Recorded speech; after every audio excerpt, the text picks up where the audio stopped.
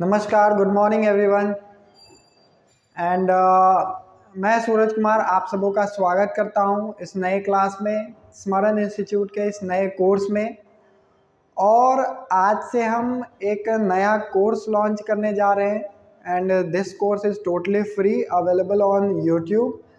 And this course is basically for defence aspirants, जो भी officers entry के लिए तैयारी कर रहे हैं, एनडीए हो, सीडीएस हो, एफकैट हो, तो जितने भी लोग इस ऑफिसर्स एंट्री के लिए तैयारी कर रहे हैं, जिनका सपना है कि डिफेंस में, इंडियन आर्म फोर्सेस में ऑफिसर बना जाए, आर्मी में, नेवी में, एयरफोर्स में फाइटर पायलट बने, एयरफोर्स में, आर्मी में लेफ्टिनेंट बने, जो भी मतलब अभी इस फेज़ में प्रिपरेशन कर रहे हैं।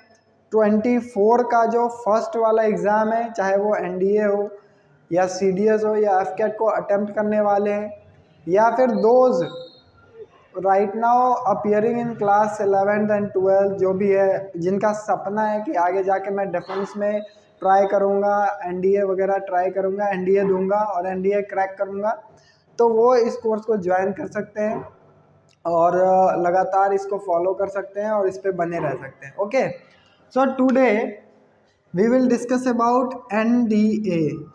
Basically this is National Defence Academy and UPSC इसका एग्ज़ाम कंडक्ट करवाती है। ठीक है, सीडीएस और एनडीए का एग्ज़ाम यूपीएससी कंडक्ट करवाती है and this is for national Defence academy.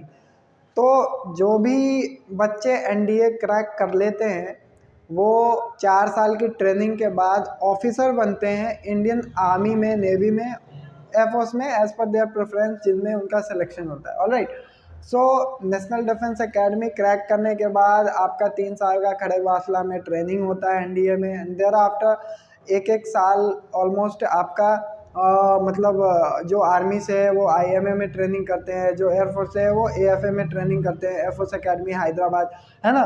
तो वैसे करके उनका 4 साल का ट्रेनिंग होता है, 3 and 1 ईयर का, और फिर देयर आफ्टर वो सर्विस ज्वाइन करते हैं एंड देयर आफ्टर वो सर्व करते हैं कंट्री को as an officer. This is important, as an officer, because this is the only entry, India entry, एक इकलौता एंट्री है जो क्लास 12th के बाद ही आपको ऑफिसर बनाता है, बच्चे से आपको जेंटलमैन बनाता है। बात समझ रहे हो आप? तो आप सब जैसे क्लास 12th के बाद एग्ज़ाम देते हो, क्रैक करते हो एंड देयर आफ्टर आप ज्वाइन कर लेते हो, तो ऑफिसर बनने के लिए इससे बढ़िया एंट्री कोई नहीं है। ग्रेड ए गैजेटेड ऑफिसर बनते हो आप। ठीक है, तो एनडीए का क्या एग्ज़ाम पैटर्न है, क्या क्या प्रोसेस है, क्या स्ट्रक्चर है ना, ये सारी चीज़ें हम इस कोर्स में अभी फ़िलहाल देखेंगे। तो फर्स्ट ऑफ ऑल एनडीए का एग्ज़ाम यूपीएससी कंडक्ट करवाती है एंड देयर आफ्टर आप देखो साल में 2 बार एग्ज़ाम होता है। Alright, NDA 124, NDA 120, NDA second 24, ऐसे करके 6 महीना पे ऑलमोस्ट एग्ज़ाम कंडक्ट होता है। ठीक है, एग्ज़ाम में 4 स्टेजेस हैं। आप सबसे पहले रिटन देते हो, ठीक है, 1 डे का रिटन एग्ज़ाम होता है and there after cracking written exam आपको कॉल लेटर आता है, आप किसी एसएसबी में रिपोर्ट करते हो, जो भी कॉल लेटर में जहाँ पे भी रिपोर्ट करना होता है आपको दिया होता है, तो वहाँ पे आपका इंटरव्यू होता है। ऑलराइट, 5 डे एसएसबी प्रोसीजर जो भी है, आफ्टर रिटन का एग्ज़ाम आपका एसएसबी होता है, एसएसबी इंटरव्यू। ठीक है, सर्विसेज सिलेक्शन बोर्ड, वहाँ पे आप इंटरव्यू देते हो, वहीं पे आपका फिजिक 5 डे प्रोसीजर है, काफ़ी बढ़िया और काफ़ी साइकोलॉजिकल एंड काफ़ी साइंटिफिक प्रोसीजर है,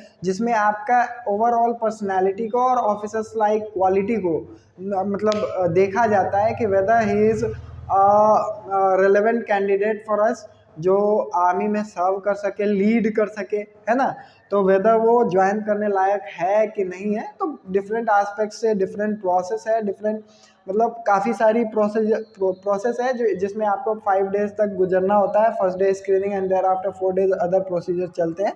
तो ये एसएसबी इंटरव्यू आप देते हो शॉर्ट में, रिटन एग्ज़ाम, रिटन क्लियर किया, फिर एसएसबी इंटरव्यू क्लियर किया एंड देयर आफ्टर उसके बाद आपका मेडिकल होता है। क्योंकि फिज़िकल इंक्लूडेड है एसएसबी में ही, तो लगभग फिज़िकल टास्क वगैरह होते हैं, ग्रुप टास्क वगैरह, वो सब एसएसबी में हो जाता है। ठीक है, तो उसके बाद आप मेडिकल देते हो, एंड अगर मेडिकल आपका हो जाता है अच्छे से तो रिटन एसएसबी मेडिकल के बाद आपकी मतलब मेरिट लिस्ट आती है ना, मेरिट लिस्ट आती है। एंड अगर आप मेरिट लिस्ट में अच्छे पोजीशन पे हो, मतलब जितनी सीट्स है उससे पहले हो, अच्छा रैंक आया है आपका, तो निसंदेह आप मतलब एकेडमी को ज्वाइन कर लेते हो। तो रिटन एग्ज़ाम, फिर एसएसबी, फिर मेडिकल, फिर मेरिट लिस्ट।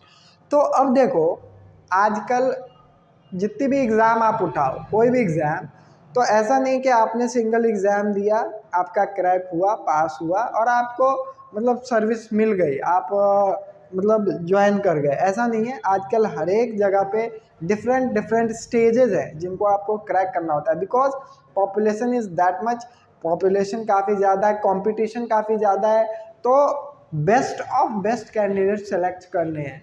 तो डिफरेंट स्टेजेस पे आपको कईयों को छांटना है, ठीक है, और उनमें जो बेस्ट कैंडिडेट है उसको सेलेक्ट करना है। तो इस तरह का प्रोसीजर है। जो रिटन में चढ़ जाते हैं, जो चुना जाते हैं, वो एसएसबी जाते हैं। फिर जो एसएसबी कुछ बच्चे क्रैक करते हैं, कुछ बच्चे नहीं करते, फिर मेडिकल जाते हैं, फिर मेडिकल में कईयों का होता है, कईयों का नहीं होता, ऐसा करके होता है। So right now what I am telling you कि अगर आप एनडीए का तैयारी कर रहे हो, सीडीएस का कर रहे हो, एफकेट का कर रहे हो, डिफेंस का कर रहे हो, वो किसी भी चीज़ का कर रहे हो, इवन कोई भी चीज़ का कर रहे हो, तो आपको ना मतलब चारों तरफ से प्रिपरेशन करनी होती है। लाइक आप किसी भी एक चीज़ पे फोकस करके आप मतलब उसको क्रैक नहीं कर सकते हो। लाइक किसी का एकेडमिक्स बहुत अच्छा है, बहुत अच्छा है, वो रिटन में बहुत अच्छा है, बट एसएसबी में उसकी पर्सनालिटी उस तरह की नहीं है, वो हेल्पफुल नहीं है, वो फ्रेंडली नहीं है, उसको सही से मतलब लोगों से घुल मिल नहीं सकता, उसकी पर्सनालिटी में स्पोर्ट्स नहीं है ना, तो वो एसएसबी में कहीं ना कहीं पीछे रह जाएगा। एसएसबी में पीछे रहेगा, उसका एसएसबी नहीं होगा। कोई स्पोर्ट्स में बहुत अच्छा खेलता है, स्पोर्ट्स बहुत अच्छा है उसका, sports section, other extra curricular activity, hobbies वगैरह बहुत सही है, फ्रेंडली है, नेचर का अच्छा है, हर एक चीज़ अच्छा है, लेकिन उसका एकेडमिक्स कमज़ोर है, उसका नहीं होगा। किसी का दोनों है, हेल्थ नहीं है, हेल्दी लाइफस्टाइल नहीं है, उसका हेल्थ नहीं है, फिटनेस नहीं है, तो वो मेडिकल में, फिजिकल में एक्सेल नहीं कर पाएगा, वहाँ पे compete नहीं कर पाएगा, है ना। तो what I am telling you, first of all being your friend, first of all if you are targeting this exam, ठीक है, तो आपको सबसे पहले अपने ओवरऑल प्रिपरेशन पे फोकस करना चाहिए। आपको रिटन का भी तैयारी करते रहना चाहिए, एज वेल आपको एसएसबी के बारे में अपने पर्सनैलिटी को निखारते रहना चाहिए। Basically what I am telling you, you have to improve your personality parallelly, because personality ऐसी चीज़ है, आपका नेचर ऐसा चीज़ है, आपका बिहेवियर ऐसा चीज़ है कि आप जैसे, ऐसा नहीं कि पलक झपकते मैं कुछ और था, पलक झपकते कुछ और हो गया, है ना, ऐसे चुटकियों में मतलब ये बिहेव कर लिया। आपके ओवरऑल नेचर को वो लोग आंक लेते हैं। वहाँ पे 5 डे का बढ़िया साइंटिफिक प्रोसेस है। तो आपका जो नेचुरल पर्सनैलिटी है, नेचुरल बिहेवियर है, वो एकदम देख, और उनका काम ही है हर एक कैंडिडेट्स को देखना और परखना, तो उनका काम ही है, और सालों सालों से वो हज़ारों लोगों को ऐसे ही मतलब परखते आ रहे हैं। तो आप उनको मतलब उनको चीट नहीं कर सकते हो, बात समझ रहे हो। तो बेहतर ये है कि समय रहते, वक्त रहते, you should improve your self day by day. आप अपने आप को इम्प्रूव करते चलो, एक स्टेज ऊपर उठाते चलो, है ना। आपका कॉन्वर्सेशन सही होना चाहिए, आपका मतलब lifestyle, health and fitness, overall सब कुछ सही होना चाहिए, आपका बिहेवियर सही होना चाहिए, देन ओनली तो एसएसबी में आपका होगा, आप फिट रहोगे, मेडिकल भी आपका क्लियर होगा। तो आप मतलब ओवरऑल प्रिपेयर करो, रिटन के साथ साथ आप अपना जैसे डाइट भी अच्छा रखो, ये सब प्रिपरेशन में आता है, ये सारी चीज़ें अंडर प्रिपरेशन काउंट होती है। तो आप अपना डाइट सही रखो, आप मॉर्निंग एक्सरसाइज करो या जो भी जिम वगैरह जो भी आपका है हेल्थ एंड फिटनेस पे काम करो, अपने पर्सनालिटी को निखारते रहो, अपने इंग्लिश को अच्छा करो, स्पोकन इंग्लिश, कन्वर्सेशनल इंग्लिश उसको सही करो, इंटरैक्ट करो लोगों से, तो आपका एसएसबी मतलब काफ़ी हद तक आपके लिए हेल्पफुल रहेगा। रिटन एग्ज़ाम, तो ये तो ओवरऑल ये स्टेजेस है। अब देखो अगर हम थोड़ा सा डिस्कस करें तो ये रिटन एग्ज़ाम्स है, दो एक ही दिन में दो एग्ज़ाम्स कंडक्ट होते हैं। पहला पेपर होता है मैथ्स का, ठीक है, और मैथ्स जो 11th एंड 12th इंटरमीडिएट में जो मैथ्स आप पढ़ते हो वो इंक्लूडेड है सिलेबस में, ठीक है। 11th-12th का मैथमेटिक्स जो है मल्टीपल चॉइस होता है, of course exam multiple choice MCQ based होता है, बट 11th-12th का सिलेबस है trigonometry, coordinate geometry, integral calculus, differential calculus, algebra, ये सब मतलब जो भी आप 11th और 12th में पढ़ते हो ये सब क्वाड्रेटिक इक्वेशन एंड ऑल ये सब पूछते हैं, ठीक है। तो ये मैथ्स हो गया। एंड देयर आफ्टर एक पेपर होता है गैट का, जनरल एबिलिटी टेस्ट, और इसमें काफ़ी सारे सब्जेक्ट्स इंक्लूडेड है। ऑलराइट, काफ़ी सारे सब्जेक्ट्स इंक्लूडेड है। आपका ह्यूमैनिटीज़ का चारों सब्जेक्ट इंक्लूडेड है इसमें। ह्यूमैनिटीज़ में आप मतलब political science, geography, history and economics, उसके बाद आपका साइंस का तीनों subject physics, chemistry, biology, and there after आपका current affairs, current based question, what is happening around, what is happening in this country and world wide, okay. तो मुख्य जो चीज़ें हैं, नोबेल प्राइज़ किसको मिला, किस चीज़ के लिए मिला, तो मतलब करंट अफेयर्स एंड नेशनल और इंटरनेशनल इम्पोर्टेंस के जितने भी न्यूज़ हैं उनसे रिलेटेड करंट अफेयर्स होता है। And there after some miscellaneous question. तो इसमें तो एक दो पार्ट है। पार्ट ए को आप कह लो इंग्लिश, ठीक है, English 50 questions, alright. And part B को आप जीएस कह सकते हो, जनरल स्टडीज, जिसमें आप ह्यूमैनिटीज के सारे सब्जेक्ट्स आ गए, लाइक जियोग्राफी, पॉलिटी, ठीक है, हिस्ट्री एंड आपका economics, macro economy, micro economy, alright. तो जो भी है ये इकोनॉमिक्स के कुछ ये आते हैं। उसके बाद आप साइंस सेक्शन देख लो, तो साइंस में आपका हो गया फिजिक्स, ठीक है, केमिस्ट्री एंड बायोलॉजी, ठीक है। इन सब के बाद आपका like current affairs and some miscellaneous questions आप कह सकते हो। तो ये होता है गैट पेपर में। टोटल मैथ्स पेपर होता है 120 क्वेश्चंस का, 2.5 घंटे का, और गैट पेपर होता है 150 क्वेश्चंस का, जिसमें 50 आपका इंग्लिश है, बाकी सबको मिला के ऑलमोस्ट 100 क्वेश्चंस आते हैं, ऑलराइट। तो यहाँ पे हम अब डिस्कस करेंगे कि एक्चुअल में एग्ज़ाम पैटर्न क्या है, बिकॉज एग्ज़ाम पैटर्न को भी समझना उतना ही आवश्यक है। तैयारी का अभी क्या है कि हम प्रिपरेशन स्टार्ट कर रहे हैं। So first of all preparation कहाँ से स्टार्ट होती है? प्रिपरेशन स्टार्ट होती है first of all you have to understand the examination and exam pattern, what is happening, UPSC पूछ क्या रहा है, ट्रेंड क्या है।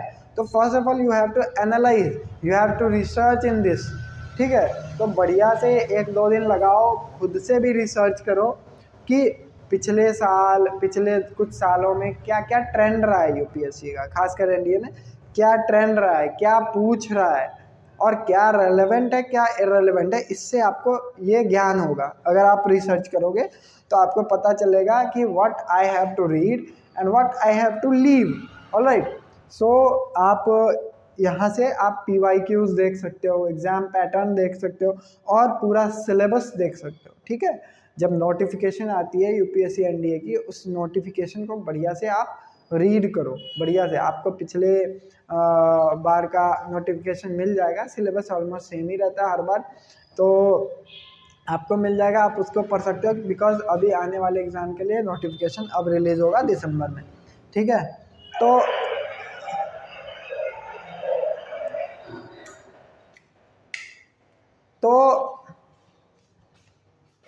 तो अगर हम बात करें अब now,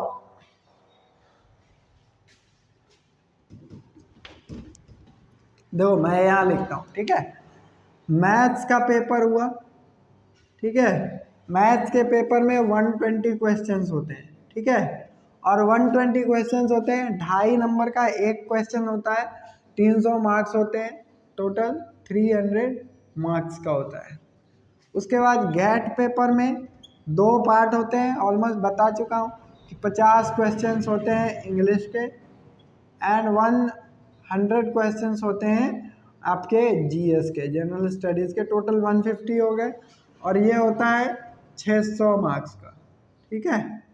of course negative marking होती है, निगेटिव मार्किंग आपको होगा दोनों पेपर में। दोनों पेपर एमसीक्यू बेस्ड होते हैं और दोनों ही पेपर 2.5 घंटे के होते हैं। एक ही दिन कंडक्ट करवाया जाता है संडे को, और बीच में पहले मैथ्स होगा, फिर बीच में आपको कुछ गैप दिया जाएगा 1 घंटे का, एक घंटे का, and there after GAT paper शाम तक चलेगा। मतलब मॉर्निंग टू इवनिंग एक दिन का एग्ज़ाम है, दोनों पेपर एक ही दिन है, दोनों पेपर के बीच में एक गैप दिया जाता है, ठीक है, आपको मतलब रिफ्रेश होने के लिए। और आप दोनों ही पेपर 2.5 घंटे का है, ऑलमोस्ट 5 बजे तक आपका एग्ज़ाम चलता है, और दोनों ही पेपर एमसीक्यू बेस्ड है, ठीक है, एमसीक्यू बेस्ड है। तो इनको आप अटेम्प्ट करते हो। अब समझो, आपको आप मैथ्स पेपर आपने दिया, ठीक है, मैथ्स पेपर दिया, अगर आपका उसका कट ऑफ क्लियर है देन ओनली आपका गैट पेपर चेक होता है, अदरवाइज गैट पेपर भी चेक नहीं होता, पहली बात। दूसरी बात, मैथ्स का अपना एक कट ऑफ होता है जिसको आपको क्लियर करना होता है, गैट का अपना एक कट ऑफ होता है, गैट को आपको क्लियर करना होता है। देयर आफ्टर आपको एग्रीगेट कट ऑफ होता है जो 900 पे मतलब होता है एग्रीगेट कट ऑफ। तो उस एग्रीगेट कट ऑफ को आपको क्लियर करना होता है।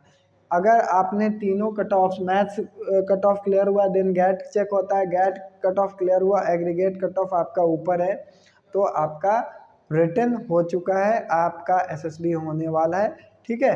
तो आप मतलब निश्चिंत होकर एसएसबी तैयार कर सकते हैं। ऐसे होता है एग्ज़ाम, ठीक है।